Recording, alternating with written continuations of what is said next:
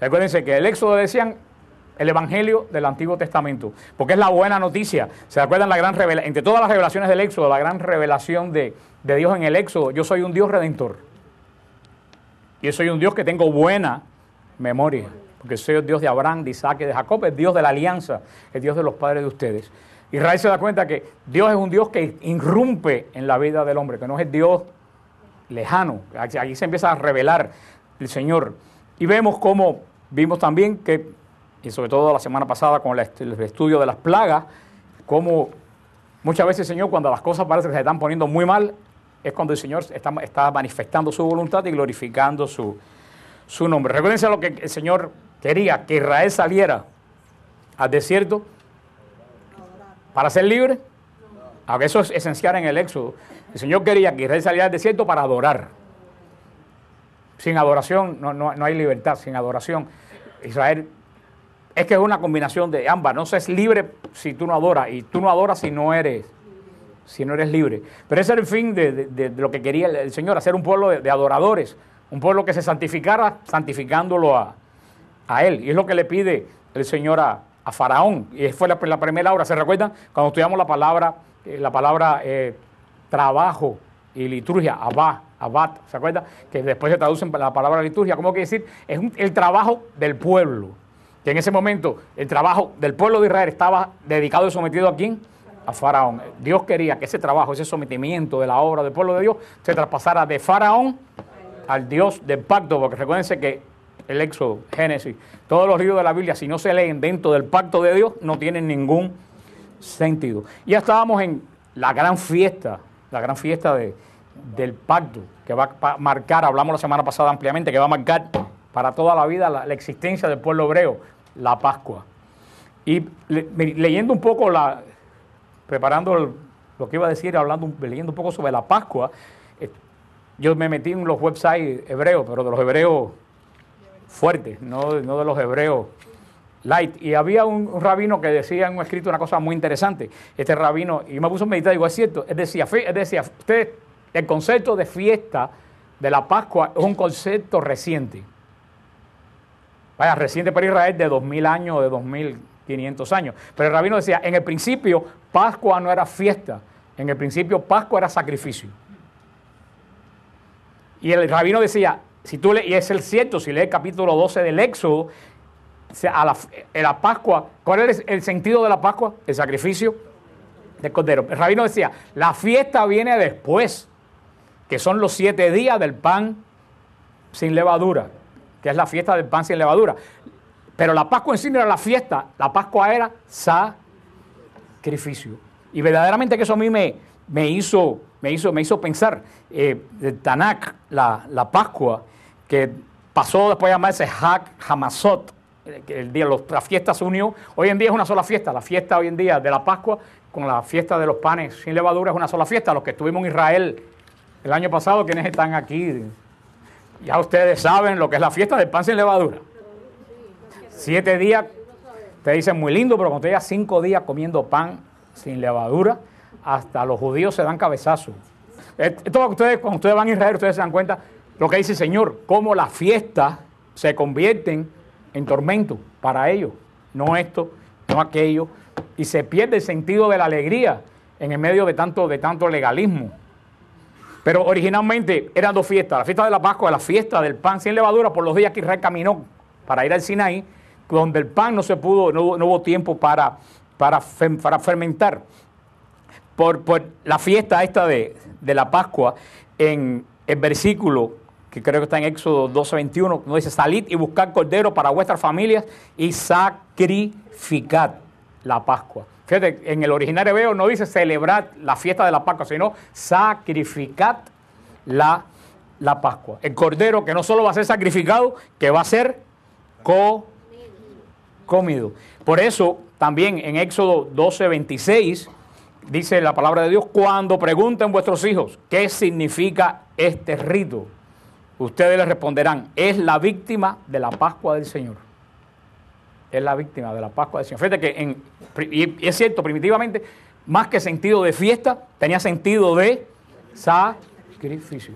Y todo esto tiene consistencia, todo esto se ve como le hemos dicho, que los libros de la Biblia están insertados dentro del pacto, pero apuntando a Cristo. Por eso que la Pascua es profundamente sacrificio.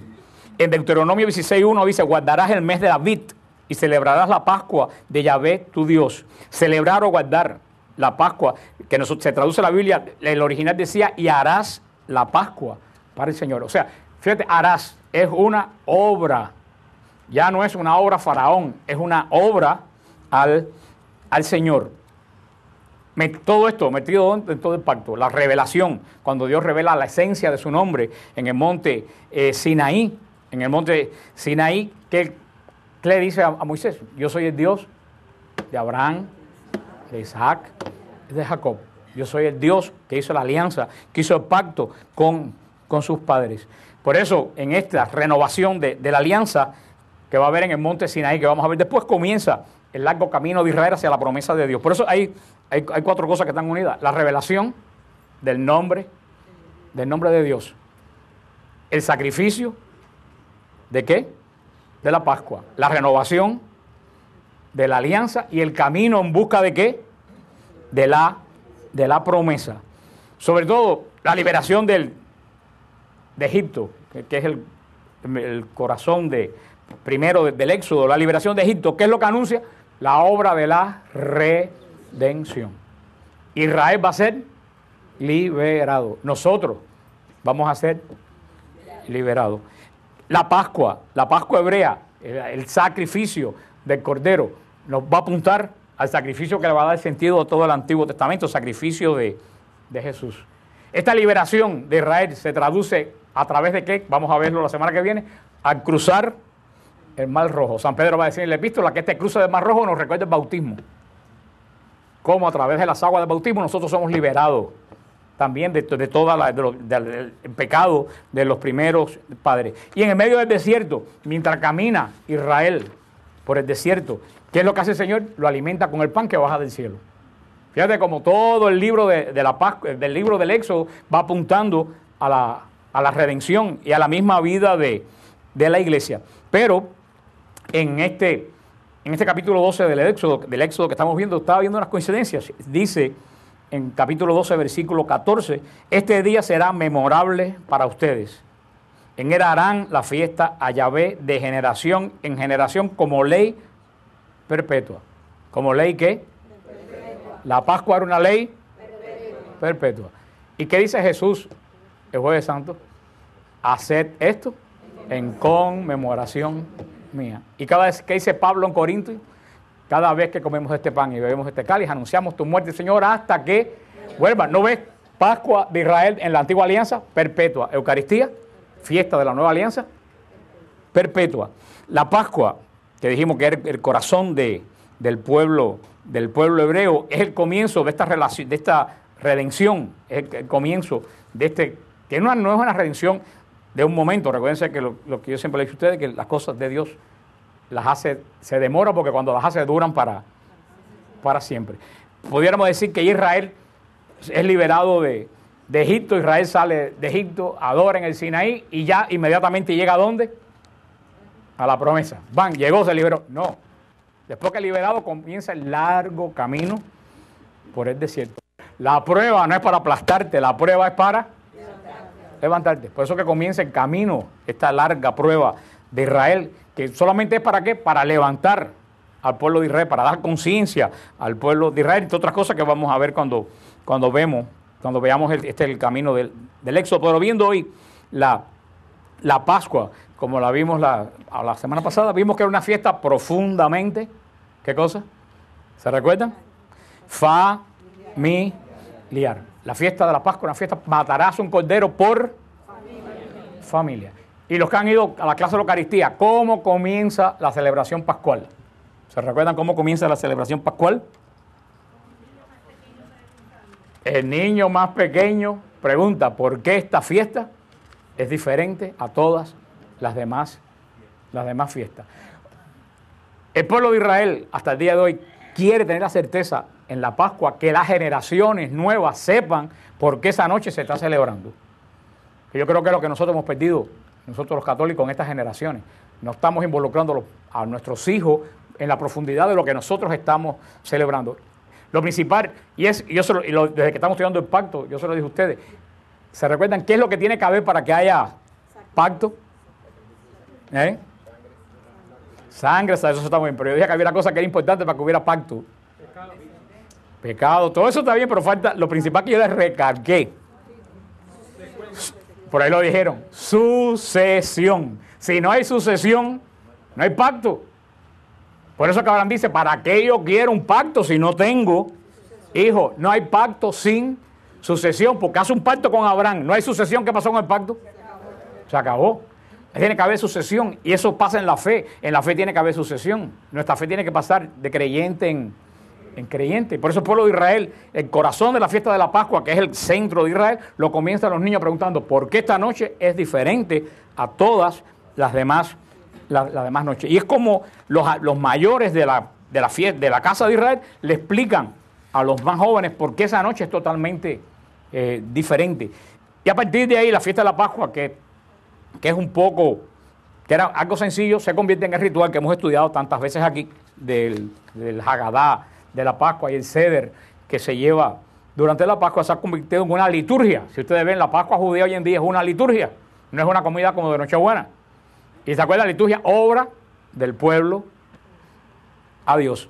Pero esta primera Pascua, que tiene todos los elementos primero de la Pascua, se centra sobre todo en el sacrificio del cordero. Israel tiene que sacrificar un cordero. Vimos las características: macho de menos de un año, sin defecto. Me acuerdo que Lucía preguntaba por qué un cordero, por qué no un camello, o qué sé yo. Pues gracias a Dios que no fue un camello, ¿eh? Porque un cordero. Y lo decíamos, es el animal más manso. Es el animal más noble, más manso. ¿Por qué? Porque ese animal, ¿y por qué de menos de un año? Para que no hiciera ningún tipo de resistencia. Vemos cómo ese animal desde el principio apunta a Jesús. El manso, el obediente, el que nos echa para atrás en el momento de dar la vida por cada uno de nosotros. Por eso todos estos signos pascuales apuntan, y toda la cena pascual apunta a Jesús. Por eso lo más importante es el Cordero Pascual. Por eso se manda a matar el Cordero de la Pascua. ¿Y por qué matar el Cordero de la Pascua? No es un matar por matar el animal. ¿Qué es lo más importante por qué se mata el Cordero? ¿Qué es lo más importante? Por la sangre, para marcar con la sangre las puertas de la casa. ¿Y cuál es el símbolo? ¿Usted sabe cuál es el símbolo de la sangre? Decir que en esa casa hay personas que están bajo la obediencia de Dios. Fueron obedientes a Dios, mataron al Cordero y marcaron la puerta de la casa. No fueron como las casas que no estaban marcadas con la sangre, no eran gente que eran obedientes a Dios. Eran gente que tenían su trabajo puesto ¿en quién? En el faraón. Eso es lo que distinguió Israel la noche de la Pascua, cuando pasa el ángel del Señor y se exterminan los primogénitos de Egipto. Yo creo que aquí también viene la pregunta para nosotros, aquí, ¿dónde está mi obediencia? ¿A quién yo le tengo puesto la obediencia? Y viene la pregunta, ¿está mi casa marcada por la sangre del Cordero? ¿O está marcada por los pleitos, por las divisiones, o por otras cosas peores? El Cordero no era sacrificado por el simple hecho de matar a un animal. Era el pueblo que es obediente a Dios y que marca a la puerta de su casa, según Dios se lo había mandado. Después que marcan la puerta, comen la Pascua. Y tienen que comer el Cordero completo, sin dejar nada para el día siguiente. De nuevo apunta a Cristo, Cordero de la Pascua, y a nuestra Eucaristía, aunque ese no es el tema de nosotros en este momento. La Pascua, y con esto esta noche terminamos de hablar un poco de esto, porque sí vamos a hablar más adelante cuando lleguemos a la fiesta de Israel en Levítico, de lo que es ya hoy en día va tomando forma la Pascua. La primera de las Pascuas es la fiesta de la liberación, es la fiesta de pasar tu lealtad de Faraón al Dios que había hecho un pacto con nuestros padres, con nuestros primeros padres. Dice, cuando yo vea la sangre, pasaré de largo y no los afectará la plaga exterminadora cuando yo hiera al país de Egipto. Vemos cómo mueren los primogénitos de Egipto. ¿Por qué mueren los primogénitos de Egipto? Por lo mismo que yo le acabo de decir ahora. Al morir los primogénitos de Egipto, Faraón y su gente no tienen sucesión. Se acabó la sucesión de Faraón. La sucesión la tiene ¿quién? Los que son fieles a Dios. Por eso es que el Señor le va a decir a Moisés, Israel es mi primogénito. Israel es el primero de todos los pueblos consagrado a mí. Y con esta fiesta de la Pascua, en esa noche de la Pascua, comienza el largo camino de Israel a convertirse en una nación y entrar en el plan de Dios. ¿Se recuerdan? Primeramente el pacto de Dios era dos personas, Abraham y Sara. Después el pacto era con Isaac, y un poquito más adelante era una familia.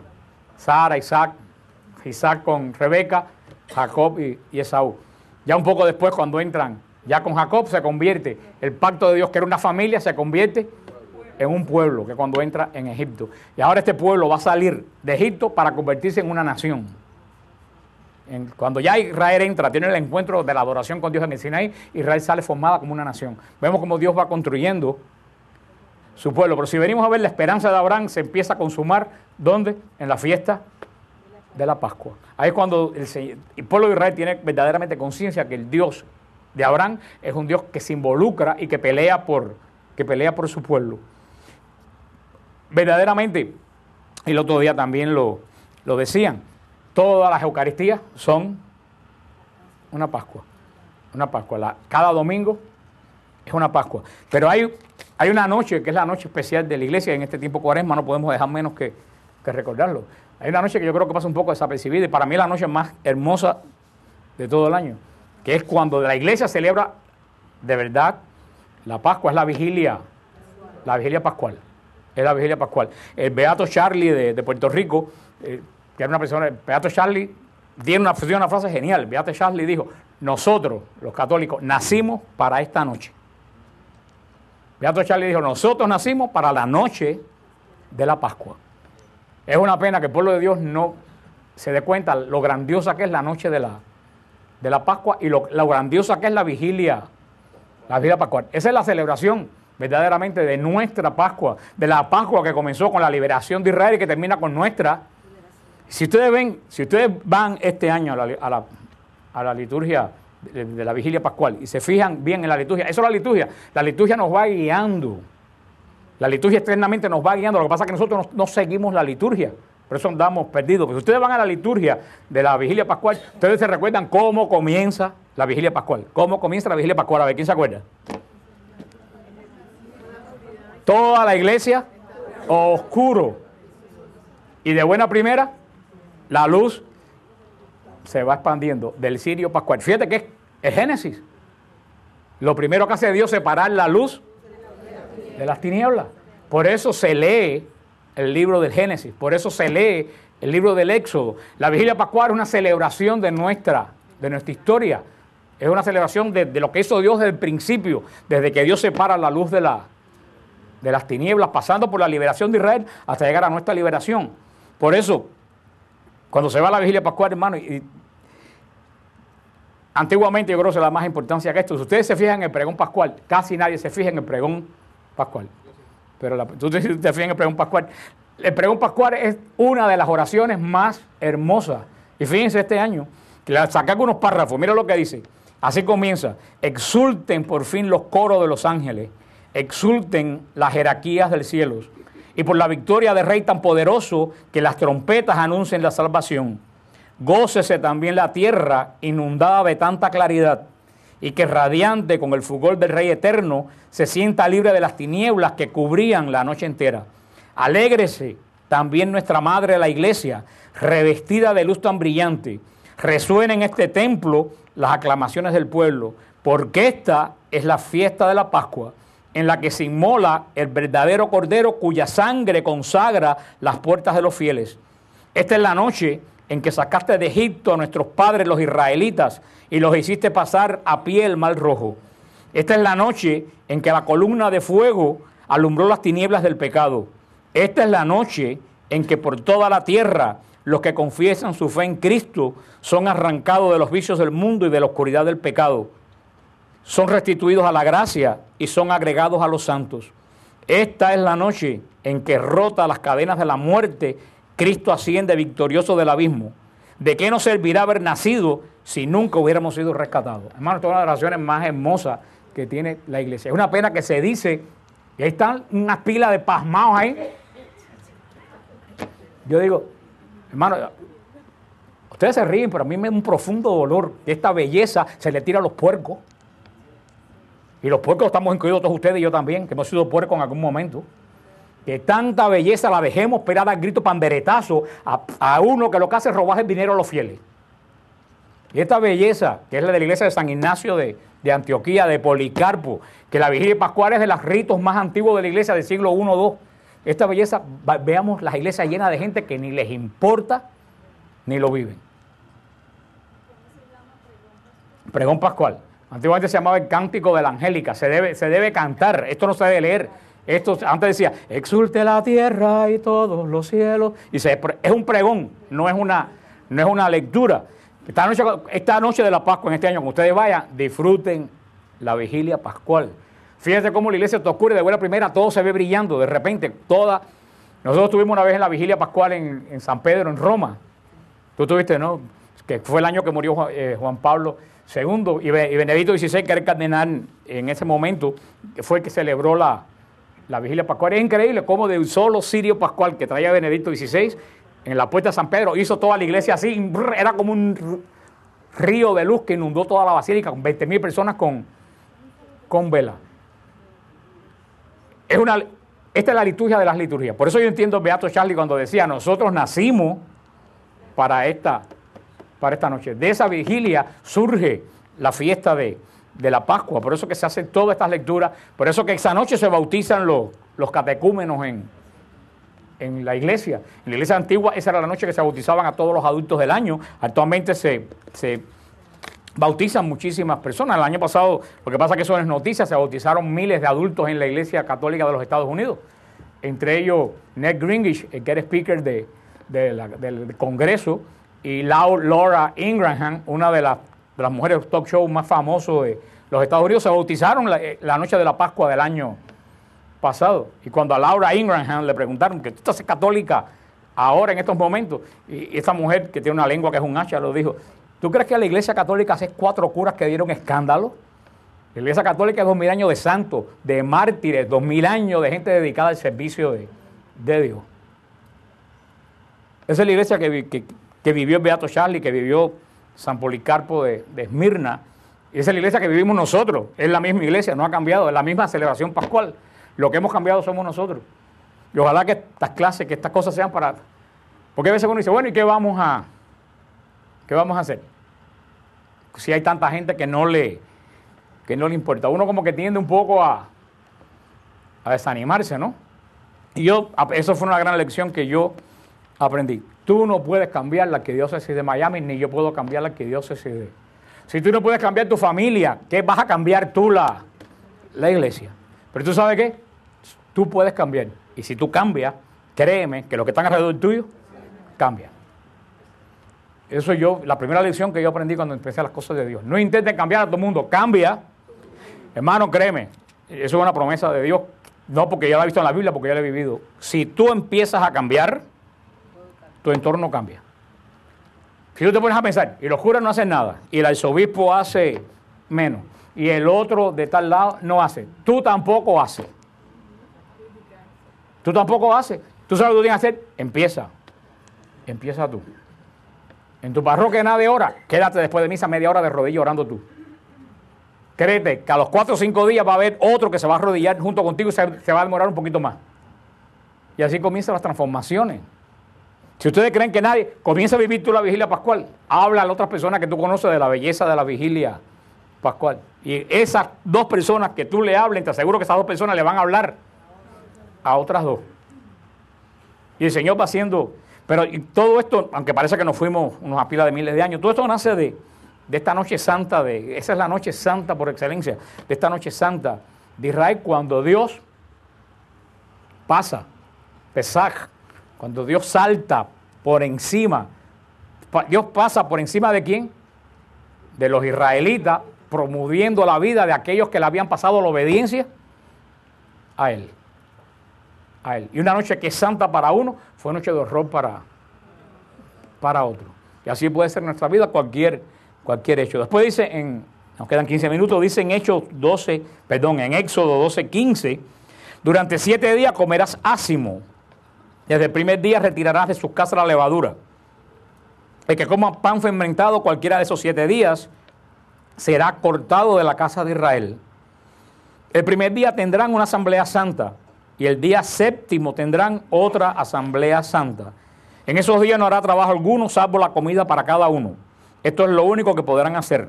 Guardarán la fiesta de los panes ácimos porque ese mismo día saqué yo sus ejércitos del país de Egipto. Guarden ese día de generación en generación como ley perpetua. Coman ácimo en el mes primero desde el día 14 por la tarde hasta el día 21 por la tarde. Durante 7 días no habrá levadura en sus casas. El que coma algo fermentado, sea forastero o extranjero, será cercenado de la comunidad de Israel. No comerán nada fermentado en todo lugar donde habiten, comerán ácimo. Por eso, hoy en día como que un poco se confunde la gente y piensan que la fiesta de los ácimos es la fiesta de la Pascua. Recuérdense, son 2 fiestas diferentes. La noche de la fiesta de la Pascua, que es a la caída del 14 del mes de Abit, que es el equivalente más o menos del abril de nosotros, a las 14 de Abit, la caída de la Pascua, hasta la otra caída del sol, un día de fiesta de la Pascua. A partir de ahí comienza 7 días más, que es otra fiesta diferente, que es la fiesta de los ácimos, cuando Israel no come pan con levadura. Para Israel tenía un sentido. Israel no le dio tiempo a las mujeres a hacer el pan, a poner a fermentar el pan, y tuvieron que llevarse el pan sin fermentar. Y todo el tiempo que estuvieron, mientras venían los ejércitos de Faraón, con los ejércitos de Faraón atrás, con el desierto delante, ¿quién va a sentarse a esperar que el pan fermente? Nosotros no lo compramos hecho, pero eso es un proceso largo. Por eso ellos tuvieron días sin comer pan con levadura, comiendo esa cosa que es horrible de tragar. Créanme que nosotros lo comimos por 7 días. Y cuando hacemos una celebración aquí de la cena pascual y comemos un pedacito de pan con levadura, ¡ay, qué cute, qué bíblico, qué lindo, qué litúrgico! Pero cuando tú llevas 7 días en el desayuno, en el almuerzo, comiendo esa cosa, sí, eso que te raspa la vida, que no sabe a nada, eso tiene un gran simbolismo, se queda en Israel. Por eso, como coincide con la Pascua, la noche antes de la Pascua, porque acuérdense, y les repito, ya de esas 2 fiestas se ha hecho una sola. La noche antes de la Pascua, lo primero que hacen los judíos hoy en día es buscar por toda la casa la levadura. Registran la casa. En la casa hoy en día judía no puede quedar un grano de nada que tenga levadura, y la queman, la botan, o como ellos son tan sabios, en muchos de los casos la venden. ¿Sí? La venden a gente que no son judíos. Tienen que sacar la levadura. ¿Por qué? ¿Por qué? ¿Por qué la levadura? ¿Por qué la tienen cogida con la levadura? Una persona que es espiritual se da cuenta por qué. ¿Qué hace la levadura? Fermenta. ¿Y ustedes saben cómo fermenta la levadura el pan? Es una bacteria que expulsa unos gases. Expulsa gases. Y esos gases que expulsa la bacteria es lo que hace que se corrompa la fécula y crezca el pan. Corrompe. Por eso hay que sacar los 7 días la levadura. El pecado corrompe la vida del creyente. Por eso, ya la gente ya que en Israel ha caminado un poco con el Señor, sabe que, y esa era la gran mensaje de Israel, Dios, y por eso que Israel no podía tocar nada podrido. Por eso que el que tocaba algo podrido en el resto se volvía impuro. ¿Por qué? Porque Dios no se pudre. Dios es el incorruptible, el que dura siempre. ¿Qué es lo opuesto de Dios, que es incorruptible? Todo lo que se corrompe. Por eso que no se podía tocar. Volvía impuro que tocaba algo que se corrompía. Por eso que Cristo, lo dice el Salmo, no conocerá la corrupción del sepulcro. Por eso que Cristo resucita antes de comenzar el proceso de corrupción, porque Dios no puede corromperse. Pero espiritualmente, esta fiesta de la levadura nos habla de pecado. Cómo el pecado corrompe. Y verdaderamente el que celebra la Pascua tiene que desterrar de su vida la levadura. en el aspecto este de corrupción. ¿Y qué cosa es el pecado? Que tú has puesto tu obediencia en vez de en Dios, en el otro. Entonces tenemos que transferir nuestra obediencia del otro hacia Dios. Y esto es una fiesta hermosa, de la fiesta de los panes de los panes ácimos. Y sigue diciendo en el versículo 21, Moisés llamó a todos los ancianos de Israel y les dijo, escojan una red por familia e inmolen la Pascua. Tú ves, no celebren la Pascua, ¿cómo dice? Inmolen la Pascua. Tomen un manojo de hisopo, mójenlo en la sangre del recipiente y unten la parte superior y los dos postes de la puerta con la sangre del recipiente. Y ninguno de ustedes saldrá por la puerta de su casa hasta la mañana. Fíjate, ¿con qué se rociaba? ¿Con qué? Con hisopo.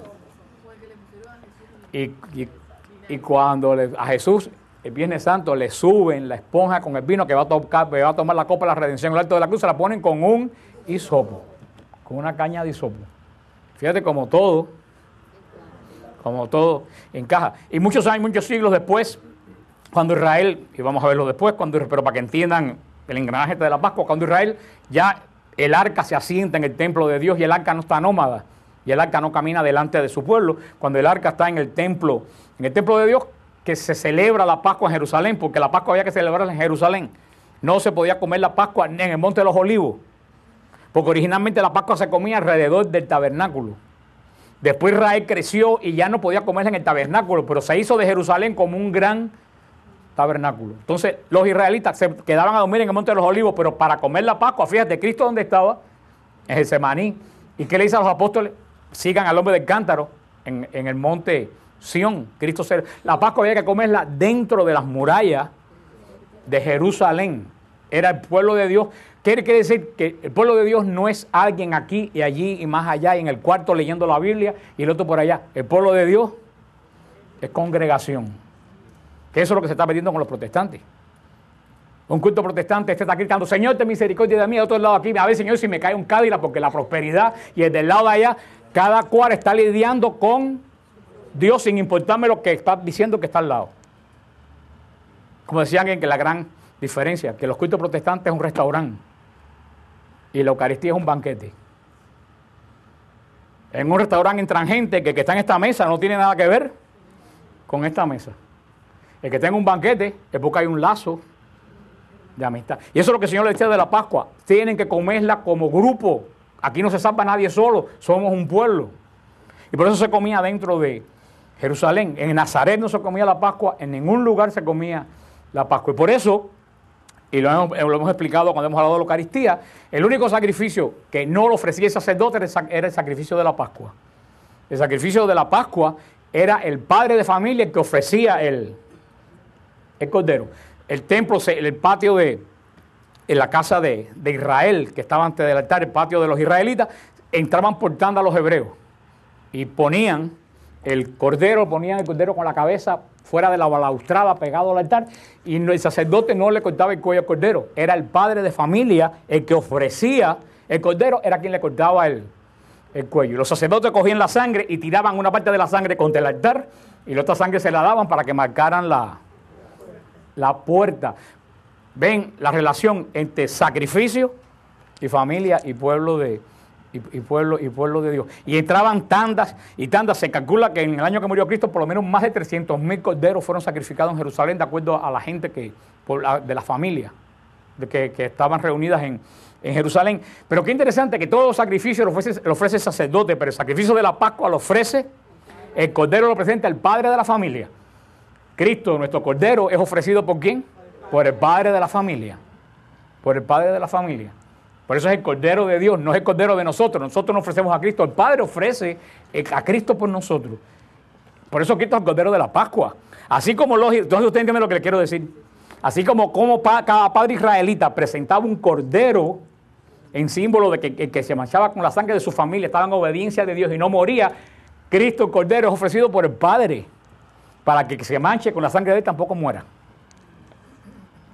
Hermano, hay una conexión así, el que no lo vea porque se quedó ciego y no entiende absolutamente nada. Y cuando este cordero era matado, los sacerdotes lo limpiaban le sacaban las impurezas y lo enganchaban en 2 palos de olivo. Amarraban el cordero en 2 palos de olivo y los israelitas bajaban del templo llevando el cordero amarrado a los palos de olivo. O sea, bajaban, toda Jerusalén se llenaba de familias caminando con el cordero amarrado a una cruz. Eso fue el culto de Israel hasta que cayó el templo en la época de Tito. Toda una simbología de la Pascua que apunta tremendamente a Jesús.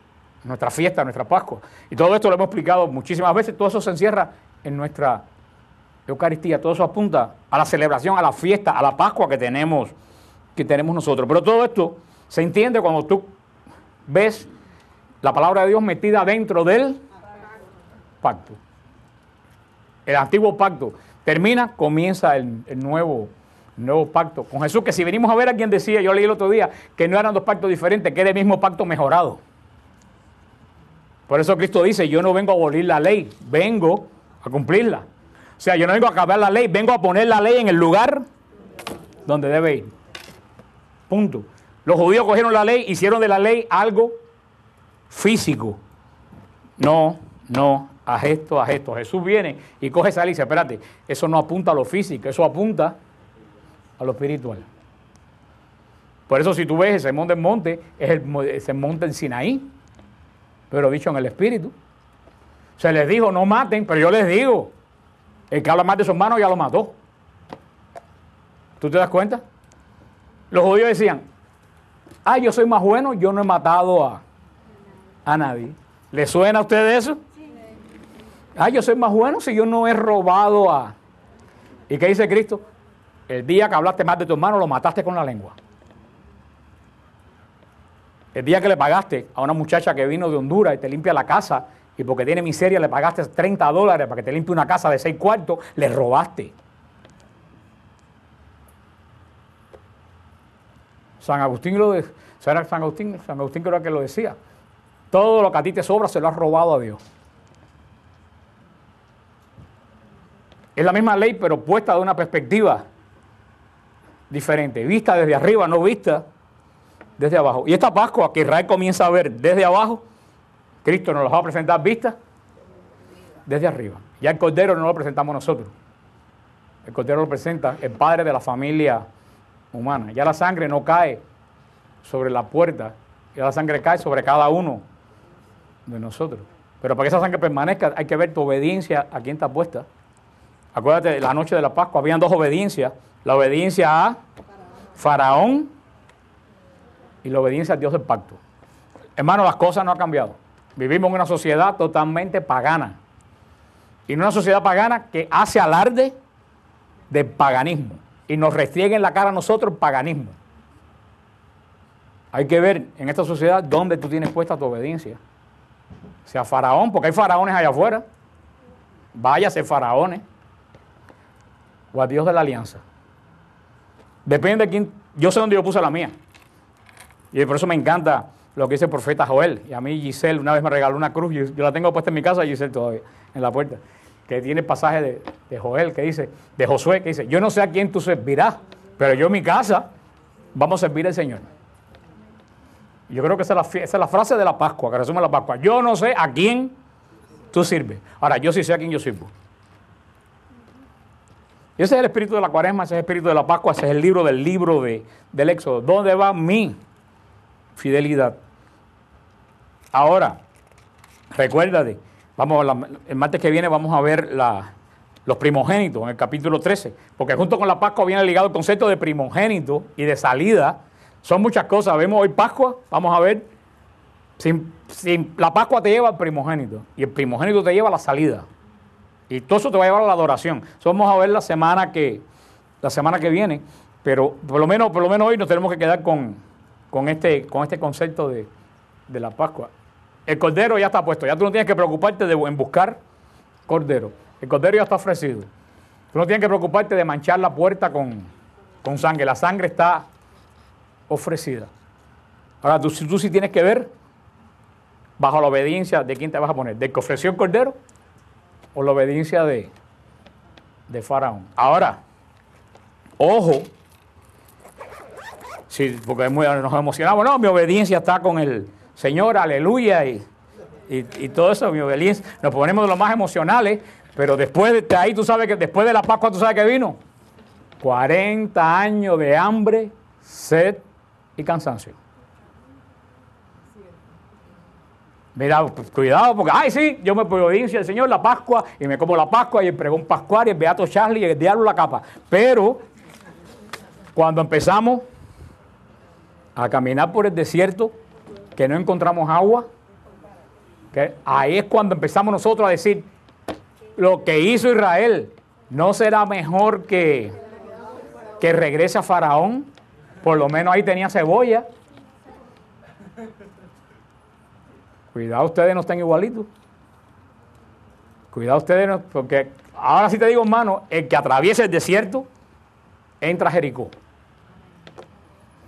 Ahora, vamos a ver cuántos se quedaron en el desierto. Por eso, como dice la palabra de Dios, si vas a servir al Señor, prepárate para la batalla. Como dice el canto de Mirta, ¿cómo es? Batalla no es batalla si no vienen las pruebas. Y si no vienen las pruebas, la batalla no es batalla. O sea, no quiere decir, celebramos la Pascua y nos vamos al cielo con el Señor. No, celebramos la Pascua y vamos al desierto. Vemos la Cuaresma. ¿Qué es la Cuaresma? Jesús es bautizado, ve los cielos abiertos, la voz del Padre, este es mi Hijo, muy amado. Inmediatamente dice el Evangelio, el Espíritu Santo se llevó a Jesús al desierto para ser tentado por el diablo. El Espíritu Santo se llevó a Jesús al desierto, no para ser coronado como rey, para ser tentado por el diablo. Después que Jesús es el cielo abierto. Por eso cuando uno se convierte al Señor, tiene su tiempo de desierto, tiene su tiempo de... ¿Cuántos se quedan por el camino? ¿Cuántos llegan a la promesa de Dios? Hermano, ahora sí te digo, el que persevera, hermano, el que persevera ve la tierra que Dios prometió, que emana leche y miel. Y ya me pasó un minuto, terminamos, pero cuando uno ve Israel del lado de allá, de las montañas de Moab, donde está el monasterio franciscano de Moisés, y tú miras para Jericó, tú cuando estás en Jericó no te das mucha cuenta, porque tú dices, esto es lo que es Jericó, cuatro matas de higo pero cuando tú lo ves arriba del monte, y después de haber caminado 40 años sin ver un solo tallo de hoja verde, cuando tú ves el monte Jericó, lo ves todo verde abajo. Israel cuando se paró y vio a Jericó dijo, wow, llegamos. Pero cuidado que la tierra estaba ocupada. Llegaron y tuvieron que dar batalla, no fue llegar y se cogieron los palacios. Hermano, esto nos está diciendo que la Pascua de nosotros es una Pascua de batalla. Pero tenemos la fuerza, porque como le dije la semana pasada que se me viró el boño y metí un discurso aquí, el que está con nosotros es más poderoso que el que está allá afuera. Y si tú no lo crees así, métete a santero, aquí no tienes nada que hacer. Porque muchos de ustedes están en derrota porque no saben que el que está con ustedes es más poderoso que el que está por allá afuera dando vueltas. Y tú lo vences y lo aplastas, porque tienes la promesa de Dios, porque eres hijo de la mujer. Eres hijo de la que tiene la promesa de que sus hijos pisarán la cabeza de la serpiente. Y para eso son estos tiempos de Cuaresma. Estos 40 días son para frenar y meditar en todas estas cosas. Ojalá que este tiempo de Cuaresma ustedes les sirva. Si ustedes siguen la Cuaresma, hermano, ustedes van a disfrutar la noche de la Pascua. La noche van a ver porque el beato Charles decía que cada uno de nosotros nació para esa noche. La semana que viene a ver si vamos a hablar primogénito y la salida. Porque ahora todo el mundo dice, ay, Israel salió, pero muchas veces salir duele. Y todo lo que hemos salido de nuestros países, sabe que aunque tengamos una casa vieja, cayéndose la casa, dejar esa casa duele. Nosotros que estamos aquí, que la mayoría somos exiliados, por una causa o por otra, sabemos que dejarlo de uno duele. O sea, que Israel no tenía que Israel sí salió contento porque iba a ser liberado, pero también Israel le dolió. Llevaban 400 años ahí, tenían amistades, tenían raíces en ese lugar, tuvieron que, como quien también tuvo que salir y dejar todo atrás, Abraham. y como los que el Señor llama. Por eso el Señor se lo dice, deja que los muertos entierren a sus muertos, tú sígueme. El que sigue a Cristo no puede estar mirando a los muertos que son, ahora me decían el otro día, ay, que si Elton John dijo que Jesús era gay. A mí qué me importa Elton John. Elton John es un cantante de tercera mediocre que ya nadie lo congrega. Deja que los muertos entierren a sus muertos, no hagas lío por eso. Fíjate que siempre en la Cuaresma nos sacan algo para desenfocarnos de Cristo. El Código de Da Vinci salió en la Cuaresma. El año pasado la tumba aquella de Jesús, ¿se acuerdan con los huesos? Salió en la Cuaresma. El demonio nos quiere desenfocar de la Cuaresma, hermano. No te dejes desenfocar de la Cuaresma. Cuando Elton John no sea nadie, Cristo seguirá siendo el Señor de señores y Rey de reyes.